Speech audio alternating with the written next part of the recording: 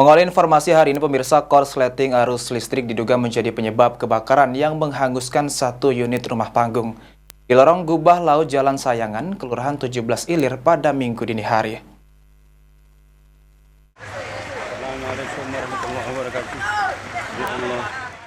Kebakaran terjadi di 17 Ilir, tepatnya di lorong Gubah Laut, Jalan Sayangan pada Minggu dini hari dan menghanguskan satu unit rumah semi permanen. Akibat peristiwa ini, rumah serta masjid yang bersebelahan juga terkena dampak kebakaran. Korban kebakaran Zaki menjelaskan, sumber api berasal dari arus pendek listrik karena pada saat kejadian listrik sempat padam, kemudian hidup kembali. Setelah itu, kobaran api telah membesar yang berasal dari salah satu kamar. Tidak ada korban jiwa dari kebakaran ini, namun barang berharga tidak ada yang bisa diselamatkan.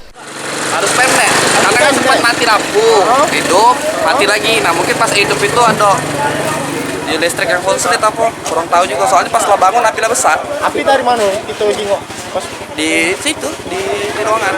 ruangan apa? Kamar? Kamar. Yang pertama nyadar siapa, Pak? Oh, nyadar. Oh, langsung bangun gitu. Tapi Ya, katanya tapi lah besar. Alhamdulillah korban jiwa ada kan. Aceh kena luka bakar korban Alhamdulillah ada. Aceh ya. yang katanya selamat tuh apa?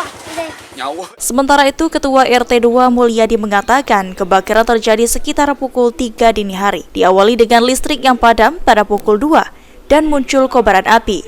Setelah api membesar, warga setempat langsung menghubungi petugas pemadam kebakaran. Dengan menerjunkan 5 unit mobil pemadam kebakaran, api baru bisa dipadamkan 2 jam kemudian. Beruntung semua keluarga berhasil selamat dan tidak ada korban jiwa.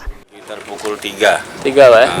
Jadi awal mula seperti apa? Awal mula mati lampu jam 2. 2 Pak ya? Begitu jam 3 kejadian api.